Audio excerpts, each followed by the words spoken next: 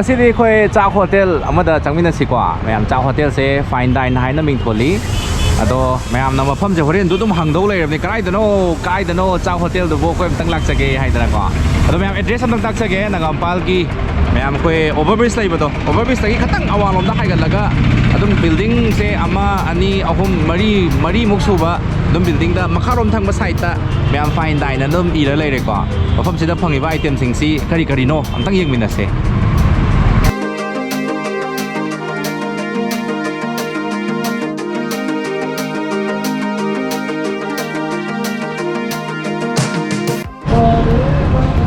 opening hours se pung ayuk ki pung 8:30 9:30 am dagi na numidang ki pung 9 phawoi ka dewa mayam changmina siko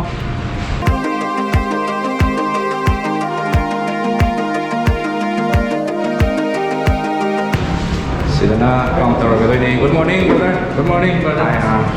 sila mayam reception ki counter sila na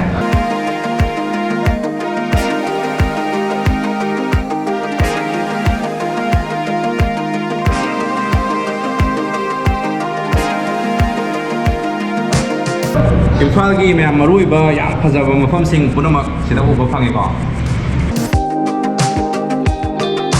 phangliba item sing sigi mayam menu sing si every table kudimakta asigi menu se thammi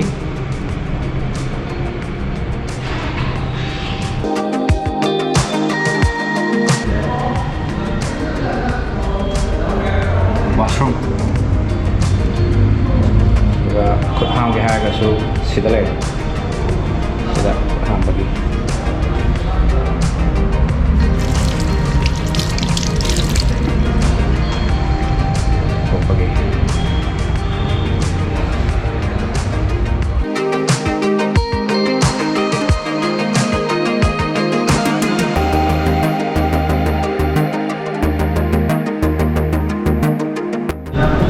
Brother gi koi sakti utre ado brother na ngasi chabi se kai item mo dino rice with pork si number 1 gi se sidai number 1 gi se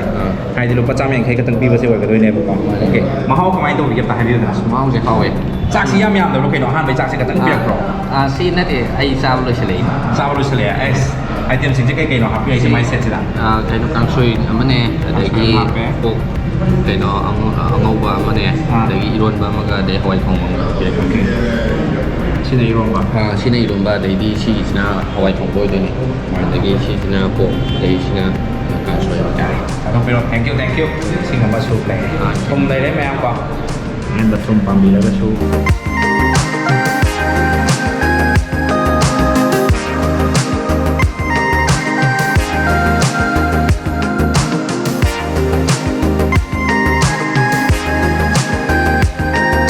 Sige, wala tong tayo patay kasi. Masih ai sigi pork sih na pamba ini. Sarap chicken ni kan? Ai na chicken nama ka ko ma ko no ta tor. Keno to. Sigi pork meat rice. Si mana? Juga pork. Masih lapiri ba customer sina rice with pork amo order tawre, rice with chicken amo tawre. So bill slot amaga. Okay, kaya po ichang ni order pro kasi. Yang puitit itu minit ama ni ata. Thank you ngai jara ke ko.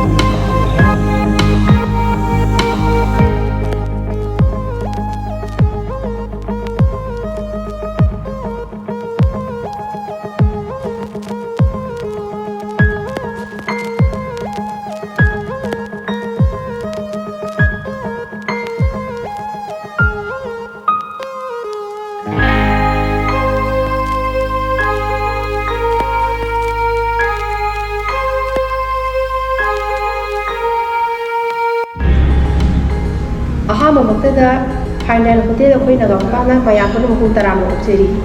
ꯉꯁꯤ ꯑꯩꯈꯣꯏꯅ ꯃꯌꯥꯝ ꯃꯐꯝꯗ ꯊꯝꯖꯅꯤꯡꯕ ꯋꯥꯈꯜꯂꯣꯟꯗꯤ ꯑꯩꯈꯣꯏꯒꯤ ꯈ꯭ꯋꯥꯏꯗꯒꯤ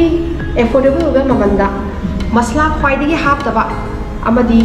ꯌꯥꯝꯅ ꯆꯝꯕ ꯃꯑꯣꯡꯗ ꯃꯌꯥꯝꯒꯤ ꯃꯐꯝꯗ ꯊꯝꯖꯅꯤꯡꯕꯗꯨꯅ ꯃꯔꯝ ꯑꯣꯏꯗꯨꯅ ꯉꯁꯤꯒꯤ ꯄ꯭ꯔꯖꯦꯟꯇꯦꯁꯟ ꯇꯧꯖꯕꯅꯤ ꯑꯩ ꯑꯁꯝꯕ ꯃꯑꯣꯡꯗ ꯍꯥꯏꯖꯕꯗ ꯑꯩꯈꯣꯏꯒꯤ ꯍꯧꯖꯤꯛ ꯍꯧꯖꯤꯛ ꯄꯤꯔꯤꯕ Fine Dine ꯍꯣꯇꯦꯜꯁꯤꯅ ꯄꯤꯔꯤꯕ ꯃꯃꯜ ꯑꯁꯤ ꯆꯥꯛ ꯆꯂꯨꯛ ꯑꯃ ꯑꯍꯥꯟꯕꯒꯤꯗ ꯑꯩꯈꯣꯏꯅ ꯂꯧꯖꯔꯤꯁꯤ ꯁꯨꯞꯅꯒꯤ ꯂꯨꯄꯥ 150 ꯈꯛꯇꯅꯤ 150 ꯁꯤꯗ ꯑꯩꯈꯣꯏꯅ ꯄꯤꯖꯔꯤꯕꯁꯤ ꯆꯥꯛꯁꯤ ꯑꯍꯥꯟꯕꯒꯤ ꯍꯥꯞꯆꯔꯛꯄꯁꯤ ꯃꯊꯪ ꯇꯥꯕꯗ ꯑꯗꯨꯝ ꯍꯥꯞꯄꯒ ꯑꯩꯈꯣꯏ ꯄꯩꯁా ꯂꯧꯖꯔꯣꯏ ꯑꯗꯒꯤ ꯑꯗꯨꯒꯤ ꯃꯊꯛꯇ ꯑꯩꯈꯣꯏꯒꯤ ꯍꯧꯖꯤꯛꯀꯤ ꯁꯤꯒꯤ ꯂꯩꯖꯔꯤꯕ ꯃꯤꯅꯔꯦꯜ ꯋꯥꯇꯔꯁꯤꯃꯁꯨ ꯄꯩꯁꯥ ꯂꯧꯖꯔꯣꯏ 이제 그러니까 이 마티엘로 시다 야위 잠깐 해비우봐. ꯑꯩꯈꯣꯏ ꯁꯤꯗ ꯌꯥꯎꯔꯤꯁꯤ ꯑꯣꯛ ꯃꯊꯦꯜ ꯑꯅꯤꯅꯤ 그럼. ꯑꯣꯛ ꯃꯊꯦꯜ ꯑꯅꯤꯁꯤꯗ ꯑꯩꯈꯣꯏ ꯁꯤꯗꯩꯗ ꯑꯍꯥꯟꯕꯗ ꯑꯣꯛꯀꯤ ꯃꯍꯤ ꯌꯥꯎꯕ ꯄꯥꯝꯃꯒꯗꯤ ꯑꯣꯛꯀ ꯁꯣꯏꯕꯨꯝꯒ ꯊꯣꯡꯕ ꯍꯥꯏꯕ ꯇꯥꯔꯦ ꯁꯤꯒꯤꯁꯦ ꯑꯗꯒꯤꯗꯤ ꯑꯃꯨꯛ ꯑꯩꯈꯣꯏ ꯑꯣꯛ ꯀꯪꯅ ꯊꯣꯡꯕ ꯃꯍꯤ ꯌꯥꯎꯗꯕ ꯍꯥꯏꯔꯒꯗꯤ ꯁꯣꯝ ꯅꯥꯀꯟꯗ ꯂꯩꯖꯔꯦ ꯑꯗꯒꯤꯗꯤ ꯑꯃꯨꯛ ꯌꯦꯟ ꯊꯣꯡꯕ ꯑꯃꯨꯛ ꯆꯥꯅꯤꯡꯕ ꯌꯥꯎꯔꯒꯗꯤ ꯌꯦꯟ ꯄꯥꯝꯕꯤꯒꯤꯁꯤ ꯁꯤꯁꯨ ꯃꯍꯤ ꯌꯥꯎꯗꯦ ꯌꯦꯟ ꯊꯣꯡꯕꯁꯤ ꯂꯩꯖꯔꯦ ꯃꯍꯤꯁꯨ ꯂꯩꯕ꯭ꯔꯣ ꯃꯍꯤ ꯌꯥꯎꯗꯕ ꯃꯍꯤ ꯄꯥꯝꯃꯒꯗꯤ ꯑꯩꯈꯣꯏ ꯁ꯭ꯄꯦꯁꯤꯌꯦꯜꯂꯤ ꯃꯌꯥꯝꯁꯤꯅ ꯗ꯭ꯔꯥꯏꯅ ꯄꯥꯝꯃꯦꯅ ꯗ꯭ꯔꯥꯏꯁꯤꯗꯤ ꯑꯩꯈꯣꯏ ꯔꯦꯗꯤꯃꯦꯗꯇ ꯊꯝꯖꯩ ꯑꯗꯨꯒ ꯑꯩꯈꯣꯏ ꯇꯣꯉꯥꯟꯕ ꯃꯍꯤ ꯑꯃꯁꯨ ꯁꯨꯞ ꯑꯃꯗꯤ ꯁꯦꯝꯃ ꯊꯝꯃꯤ ꯈꯨꯗꯛꯇ ꯃꯍꯤ ꯑꯩꯈꯣꯏꯒꯤ ꯒ꯭ꯔꯦꯚꯤ ꯌꯥꯎꯕ ꯄꯥꯝꯃꯒꯗꯤ ꯑꯗꯨꯝ ꯄꯤꯖꯩ ꯑꯗꯨꯒꯤ ꯃꯊꯛꯁꯤꯗ ꯑꯩꯈꯣꯏꯒꯤ ꯑꯥꯏꯇꯦꯝ ꯑꯃꯅ ꯍꯥꯏꯖꯔꯒꯗꯤ ꯑꯣꯛꯀ ꯊꯔꯣꯏꯒ ꯊꯣꯡꯕ ꯍꯥꯏꯕ ꯇꯥꯔꯦ ꯄꯣꯛꯀ ꯑꯣꯀꯦ ꯑꯣꯛꯀ ꯊꯔꯣꯏꯒ ꯊꯣꯡꯕꯀꯣ ꯁꯤꯅ ꯑꯗꯒꯤ ꯑꯇꯣꯞꯄ ꯑꯩꯈꯣꯏꯒꯤ ꯃꯦꯅꯨꯗ ꯌꯥꯎꯗꯕ ꯑꯗꯣ ꯑꯩꯈꯣꯏ ꯆꯥꯕꯗꯤ ꯗꯔꯀꯥꯔ ꯑꯣꯏꯌꯦꯅ ꯈꯟꯖꯔꯒ ꯍꯥꯞꯆꯕ ꯑꯥꯏꯇꯦꯝ ꯈꯔ ꯍꯥꯏꯔꯒꯗꯤ ꯑꯩꯈꯣꯏꯒꯤ ꯇꯠꯅ ꯊꯥꯅꯕ ꯌꯥꯗ꯭ꯔꯕ ꯑꯩꯈꯣꯏꯒꯤ ꯃꯩꯇꯩꯒꯤ ꯏꯔꯣꯟꯕ ꯌꯥꯎꯔꯦ ꯑꯗꯒꯤ ꯑꯩꯈꯣꯏꯒꯤ ꯑꯦꯛꯁꯇ꯭ꯔꯥ ꯑꯩꯈꯣꯏ ꯈꯤꯇꯪ ꯒ꯭ꯔꯤꯟ ꯑꯣꯏꯕ ꯄꯥꯝꯖꯩ ꯍꯥꯏꯔꯒꯅ ꯑꯦꯛꯁꯇ꯭ꯔꯥ ꯍꯥꯏꯔꯒ ꯄꯤꯖꯕ ꯑꯩꯈꯣꯏꯒꯤ ꯁꯣꯝ ꯅꯥꯀꯟꯗ ꯁꯂꯥꯗ ꯂꯩꯖꯔꯦ ꯑꯗꯒꯤꯗꯤ ꯍꯋꯥꯏ ꯑꯁꯤꯃ ꯀꯃꯟ ꯑꯃ ꯑꯣꯏꯔꯕꯅꯤꯅ ꯑꯗꯨꯝ ꯍꯥꯞꯆꯔꯕ ꯑꯗꯒꯤꯗꯤ ꯁꯣꯝ ꯅꯥꯀꯟꯗ ꯑꯩꯈꯣꯏ ꯀꯥꯡꯁꯣꯏꯁꯤꯃꯁꯨ ꯑꯩꯈꯣꯏ ꯏꯆꯝ ꯆꯝꯕ ꯄꯥꯝꯖꯕ ꯍꯥꯏꯕ ꯑꯣꯏꯅ ꯀꯥꯡꯁꯣꯏꯁꯤꯃ ꯑꯗꯨꯝ ꯍꯥꯞꯆꯔꯦ ꯍꯥꯏꯔꯤꯕ ꯑꯥꯏꯇꯦꯝ ꯄꯨꯝꯅꯃꯛꯁꯤꯗ ꯆꯝꯐꯨꯠꯁꯨ ꯌꯥꯎꯔꯦ ꯆꯝꯐꯨꯠꯁꯨ ꯑꯗꯨꯝ ꯌꯥꯎꯖꯔꯦ ꯑꯗꯣ ꯍꯥꯏꯔꯤꯕꯁꯤꯗ ꯑꯩꯈꯣꯏꯒꯤ ꯆꯥꯛ ꯄꯨꯈꯝ ꯑꯃ ꯂꯧꯔꯒꯗꯤ ꯑꯩꯈꯣꯏꯒꯤ ꯍꯥꯏꯖꯔꯤꯕ ꯆꯝꯐꯨꯠ ꯑꯗꯒꯤꯗꯤ ꯀꯥꯡꯁꯣꯏ ꯑꯗꯒꯤꯗꯤ ꯍꯋꯥꯏ ꯑꯗꯒꯤ ꯏꯔꯣꯝꯕꯁꯤ ꯃꯁꯤ ꯑꯗꯒꯤ ꯄ꯭ꯂꯁ ꯁꯤꯒꯤ ꯃꯤꯅꯔꯦꯜ ꯋꯥꯇꯔꯁꯦ ꯁꯤꯃꯗꯤ ꯑꯗꯨꯝ ꯀꯝꯄꯜꯁꯔꯤ ꯃꯁꯥꯒꯤ ꯑꯗꯨꯝ ꯍꯥꯞꯆꯔꯕ ꯍꯥꯏꯇꯥꯔꯦ ꯐ꯭ꯔꯤꯗ ꯍꯥꯞꯄ ꯑꯗꯨꯒ ꯍꯥꯏꯖꯔꯤꯕ ꯑꯥꯏꯇꯦꯝ ꯄꯨꯝꯅꯃꯛ ꯁꯤꯒꯤ ꯐ꯭ꯔꯤꯗ ꯍꯥꯞꯄ ꯑꯥꯏꯇꯦꯝ ꯄꯨꯝꯅꯃꯛꯁꯤꯒꯤ ꯑꯦꯛꯁꯇ꯭ꯔꯥ ꯅꯤꯕ ꯃꯇꯝꯗ ꯑꯩꯈꯣꯏ ꯂꯧꯖꯗꯦ ꯁꯤꯁꯦ 오케이. 이제 너 메뉴ꯁꯤꯗ ꯌꯥꯎꯔꯤꯕꯁꯤꯡ ꯍꯥꯏꯐꯦꯠꯇꯪ ꯄꯥꯊꯣꯛꯄꯤꯌꯣꯅꯦ ꯀꯩꯀꯩꯅꯣ ꯂꯨꯄꯥ ꯀꯌꯥ ꯏꯕ ꯑꯩ ꯍꯥꯏꯖꯔꯒꯦ ꯑꯩꯈꯣꯏꯒꯤ ꯆꯥꯛ ꯄ꯭ꯂꯦꯠ ꯑꯃ ꯑꯩꯈꯣꯏ ꯑꯣꯛ ꯁꯥꯁꯤ ꯆꯥꯕ ꯄꯥꯝꯕ ꯆꯥꯛ ꯄ꯭ꯂꯦꯠ ꯑꯃ ꯂꯧꯖꯔꯒꯗꯤ ꯑꯩꯈꯣꯏꯒꯤ ꯔꯥꯏꯁ ꯋꯤꯠ ꯄꯣꯛ ꯍꯥꯏꯔꯒꯗꯤ 150 ꯈꯛ ꯂꯧꯖꯩ ꯑꯗꯒꯤ ꯑꯃꯨꯛ ꯀꯅꯥꯒꯨꯝꯕꯅ ꯑꯩꯈꯣꯏ ꯑꯣꯛꯁꯥꯗ ꯃꯍꯤ ꯌꯥꯎꯕ ꯄꯥꯝꯕ ꯍꯥꯏꯔꯒꯗꯤ ꯔꯥꯏꯁ ꯋꯤꯠ ꯕꯝꯕꯨ ꯁꯨꯠ ꯍꯥꯏꯕꯁꯦ ꯃꯍꯤ ꯌꯥꯎꯕ ꯄꯥꯝꯕꯁꯤꯅ ꯑꯩꯈꯣꯏ 150 ꯑꯃꯨꯛ ꯑꯗ ꯀꯔꯤꯒꯨꯝꯕ ꯀꯅꯥꯒꯨꯝꯕ ꯑꯃꯅ ꯑꯩꯈꯣꯏꯒꯤ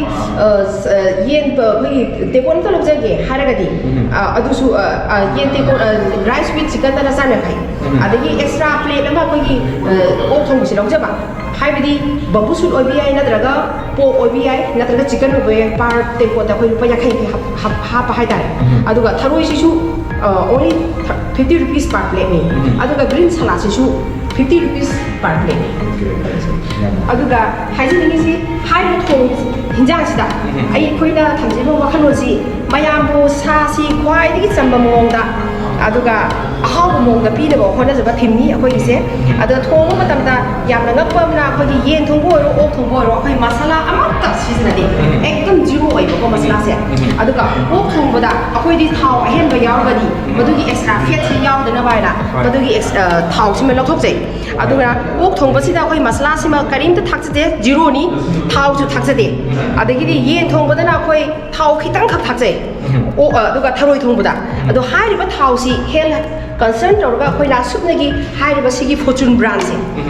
ꯁꯤ ꯑꯗꯨꯝ ꯁꯤꯖꯤꯟꯅꯕ ꯑꯇꯣꯞꯄ ꯕ꯭ꯔꯥꯟꯁꯦ ꯑꯩꯈꯣꯏ ꯁꯤꯖꯤꯟꯅꯗꯕ ꯃꯔꯝꯗꯤ ꯍꯧꯖꯤꯛꯀꯥꯟꯗꯤ ꯍꯦꯜꯊ ꯀꯣꯟꯁꯤꯌꯁ ꯌꯥꯝ ꯑꯣꯏꯕꯅꯤꯅ ꯑꯗꯩ ꯑꯩꯈꯣꯏ ꯏꯁꯥꯁꯨ ꯑꯗꯨꯝ ꯁꯤꯖꯤꯟꯅꯕꯅꯤꯅ ꯑꯁꯨꯃꯥꯏꯅ ꯇꯧꯔꯒ ꯃꯌꯥꯝꯒꯤ ꯋꯥꯈꯜꯂꯣꯟꯗ ꯁꯤ ꯃꯤꯅꯁꯨ ꯆꯥꯕꯗ ꯋꯥꯈꯜ ꯅꯨꯡꯉꯥꯏꯅꯕ ꯍꯥꯏꯅ ꯑꯩꯈꯣꯏ ꯁꯤꯒꯤ ꯍꯤꯗꯥꯛ ꯐꯣꯔꯆꯨꯟꯁꯤꯗ ꯁꯤꯖꯤꯟꯅꯩ ꯁꯤꯅꯤ ꯑꯗꯨꯅ ꯑꯩꯈꯣꯏꯁꯤ ꯃꯤꯅꯤꯃꯥꯏꯁ ꯑꯩꯈꯣꯏꯅ ꯊꯝꯖꯅꯤꯡꯕ ꯑꯥꯏꯗꯤꯌꯥꯁꯤ ꯈ꯭ꯋꯥꯏꯗꯒꯤ ꯃꯤꯅꯤꯃꯥꯏꯁ ꯑꯣꯏꯕ ꯑꯩꯈꯣꯏꯒꯤ ꯀꯩꯅꯣꯁꯦ ꯃꯁꯥꯂꯥꯁꯤꯃ ꯁꯤꯖꯤꯟꯅꯗ꯭ꯔꯦ ꯏꯚꯟ ꯊꯔꯣꯏ ꯊꯣꯡꯕꯗꯁꯨ ꯈꯤꯇꯪꯈꯛ ꯍꯥꯞꯄꯦ ꯊꯔꯣꯏ ꯊꯣꯡꯕꯗꯅ ꯃꯅꯝ ꯅꯝꯗꯅꯕꯅꯦ ꯑꯗꯨꯒ ꯁꯥ ꯑꯅꯤꯁꯤꯗꯗꯤ ꯃꯁꯥꯂꯥꯁꯤ ꯄꯨꯔꯥ ꯖꯤꯔꯣꯅꯤ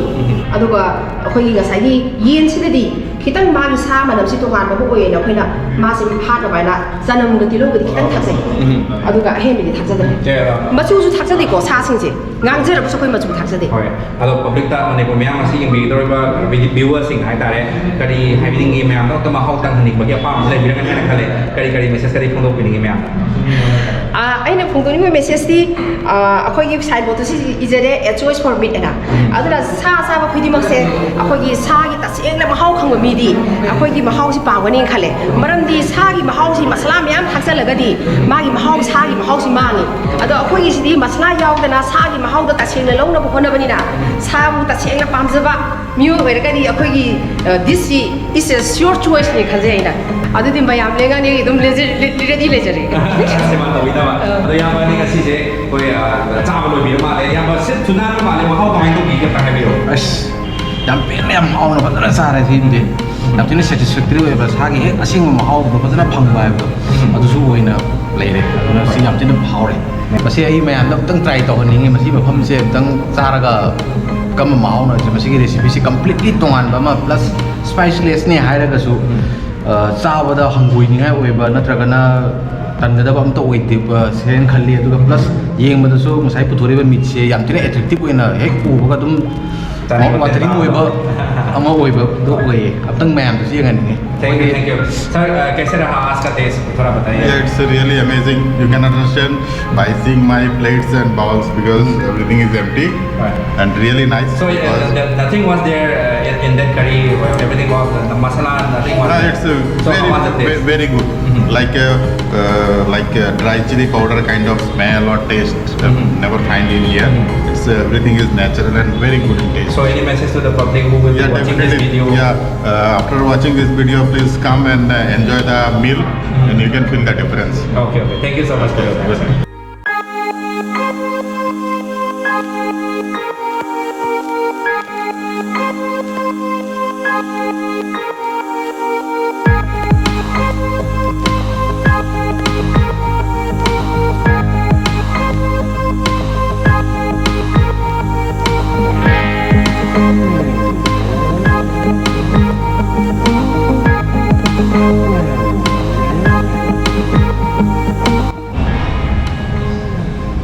ꯑꯩꯈꯣꯏ ꯁꯤꯡꯃꯩꯁ꯭ꯔꯤꯁꯤꯗ ꯉꯁꯤ ꯐꯥꯏꯟ ꯗꯥꯏꯟ ꯅꯉꯥꯝꯄꯥꯟꯒꯤ ꯃꯐꯝꯁꯤꯗ ꯂꯥꯛꯆꯔꯒ ꯑꯩꯈꯣꯏꯒꯤ ꯃꯐꯝꯁꯤꯗ ꯐꯪꯕꯤꯔꯤꯕ ꯑꯩꯈꯣꯏ ꯆꯥꯅ ꯊꯛꯅꯕ ꯑꯥꯏꯇꯦꯝꯁ ꯀꯌꯥ ꯑꯃ ꯑꯩꯈꯣꯏ ꯁꯤꯡꯃꯩꯁ꯭ꯔꯤꯁꯤ ꯃꯥꯏꯀꯩꯗꯒꯤ ꯈꯪꯍꯟꯖꯕ ꯂꯥꯛꯆꯕꯅꯤ ꯑꯗꯣ ꯃꯌꯥꯝ ꯑꯩꯈꯣꯏ ꯄꯣꯛꯀꯤ ꯑꯥꯏꯇꯦꯝꯁꯨ ꯆꯥꯔꯦ ꯑꯗꯨꯒ ꯌꯦꯟꯒꯤ ꯑꯥꯏꯇꯦꯝꯁꯨ ꯑꯩꯈꯣꯏ ꯃꯐꯝꯁꯤꯗ ꯐꯪꯉꯤꯕ ꯈꯨꯗꯤꯡꯃꯛ ꯆꯥꯔꯦ ꯑꯗꯨꯒ ꯄꯣꯔꯛꯀ ꯑꯩꯈꯣꯏ ꯊꯔꯣꯏꯒ ꯊꯣꯡꯕꯁꯨ ꯆꯥꯔꯦ ꯍꯥꯏꯇꯥꯔꯦ ꯑꯗꯣ ꯃꯌꯥꯝ ꯑꯗꯨꯛꯀꯤ ꯃꯇꯤꯛ ꯍꯥꯎꯋꯤ ꯃꯁꯥꯂꯥꯁꯨ ꯍꯥꯞꯇꯕ ꯑꯗꯨꯒ ꯆꯝꯅ ꯊꯣꯡꯉꯒ ꯃꯌꯥꯝ ꯍꯥꯎꯕꯒꯤ ꯃꯍꯥꯎ ꯑꯃ ꯑꯩꯈꯣꯏꯒꯤ ꯑꯗꯨꯁꯨ ꯈ꯭ꯋꯥꯏꯗꯒꯤ ꯍꯣꯡꯕ ꯍꯣꯇꯦꯜ ꯑꯃ ꯊꯤꯔꯛ ꯇꯥꯔꯒꯗꯤ ꯃꯌꯥꯝ ꯐꯥꯏꯟ ꯗꯥꯏꯟꯁꯤꯗ ꯑꯣꯏꯔꯅꯤ ꯍꯥꯏꯕꯁꯦ ꯑꯩꯈꯣꯏ ꯁꯤꯡꯃꯩꯁ꯭ꯔꯤꯁꯤ ꯃꯥꯏꯀꯩꯗ ꯊꯝꯖꯒꯦ ꯑꯗꯨꯒ ꯃꯌꯥꯝ ꯑꯩꯈꯣꯏꯒꯤ ꯉꯁꯤ ꯌꯦꯡꯕꯤꯔꯤꯕ ꯃꯌꯥꯝꯅ ꯑꯩꯈꯣꯏ ꯁꯤꯡꯃꯩꯁ꯭ꯔꯤꯁꯤꯒꯤ ꯄ꯭ꯔꯣꯒ꯭ꯔꯥꯝ ꯑꯁꯤ ꯌꯦꯡꯕꯤꯔꯕ ꯃꯇꯨꯡꯗ ꯁꯨꯃꯥꯏꯅ ꯐꯥꯏꯟ ꯗꯥꯏꯟꯗ ꯑꯃꯨꯛꯇꯪ ꯂꯥꯛꯄꯤꯔꯒ ꯃꯍꯥꯎ ꯇꯝꯕꯤꯅꯤꯡꯕꯒꯤ ꯑꯄꯥꯝꯕ ꯂꯩ ꯇꯥꯔꯒꯗꯤ ꯑꯃꯨꯛꯇꯪ ꯂꯦꯡꯁꯤꯟꯕꯤꯔꯛꯑꯣ ꯑꯗꯨꯒ ꯍꯥꯎꯋꯤ ꯍꯥꯎꯇꯦ ꯍꯥꯏꯕꯗꯨꯃꯁꯨ ꯁꯤꯡꯃꯩꯁ꯭ꯔꯤꯁꯤꯒꯤ ꯃꯥꯏꯀꯩꯗ ꯊꯝꯕꯤꯔꯛꯑꯣ ꯑꯗꯣ ꯍꯥꯎꯋꯤ ꯍꯥꯏꯕꯁꯤꯃꯗꯤ ꯑꯩꯈꯣꯏꯒꯤ ꯁꯥꯏꯠꯇꯒꯤ ꯔꯦꯇꯤꯡ ꯊꯝꯖꯔꯤ ꯍꯥꯎꯇ꯭ꯔꯒ ꯃꯐꯝꯗ ꯑꯩꯈꯣꯏꯅ ꯍꯥꯎꯋꯤ ꯍꯥꯏꯗꯤ ꯍꯥꯏꯖꯜꯂꯣꯏꯕꯀꯣ ꯑꯗꯨꯅ ꯐꯪꯉꯤꯕ ꯑꯥꯏꯇꯦꯝꯁ ꯀꯌꯥ ꯑꯁꯤꯃ ꯃꯌꯥꯝ ꯄꯨꯟꯅ ꯑꯃꯨꯛꯇꯪ ꯃꯍꯥꯎ ꯇꯝꯃꯤꯟꯅꯔꯒ ꯑꯩꯈꯣꯏ ꯉꯁꯤ ꯀꯟꯅ ꯍꯣꯠꯅꯖꯔꯤꯕ ꯏꯆꯤꯜ ꯏꯅꯥꯎ ꯀꯌꯥ ꯑꯁꯤꯕꯨꯁꯨ ꯁꯞꯄꯣꯔꯠ ꯇꯧꯕꯤꯕ ꯑꯣꯏꯅ ꯑꯗꯣꯝꯒꯤ ꯁꯦꯕꯥ ꯐꯪꯍꯟꯕꯤꯌꯨ ꯍꯥꯏꯕ ꯃꯦꯁꯦꯖ ꯑꯁꯤ ꯑꯩꯈꯣꯏ ꯁꯤꯟꯖ ꯂꯥꯡꯖꯔꯤꯕ ꯃꯌꯥꯝꯅꯁꯨ ꯇꯥꯛꯄꯤꯔꯛꯏ ꯃꯌꯥꯝꯅ ꯑꯃꯨꯛꯇꯪ ꯂꯥꯛꯄꯤꯔꯒ ꯃꯍꯥꯎ ꯇꯪꯕꯤꯌꯨ ꯑꯗꯨꯒ ꯃꯌꯥꯝꯗꯁꯨ ꯑꯩꯈꯣꯏ ꯉꯁꯤꯒꯤ ꯚꯤꯗꯤꯑꯣ ꯑꯁꯤꯕꯨ ꯌꯦꯡꯍꯟꯕꯤꯌꯨ ꯈꯪꯍꯟꯕꯤꯌꯨ ꯍꯥꯏꯕ ꯃꯦꯁꯦꯖ ꯑꯁꯤ ꯊꯝꯖꯕ ꯂꯣꯏꯅ ꯁꯤꯡꯃꯩꯁ꯭ꯔꯤꯁꯤꯒꯤ ꯚꯤꯗꯤꯑꯣ ꯑꯁꯤ ꯇꯥꯟꯖꯥ ꯑꯁꯤ ꯂꯣꯏꯁꯤꯟꯖꯒꯦ ꯃꯌꯥꯝꯕꯨ ꯑꯃꯨꯛꯀ ꯍꯟꯅ ꯏꯀꯣꯛ ꯅꯧꯅ ꯈꯨꯔꯨꯝꯖꯩ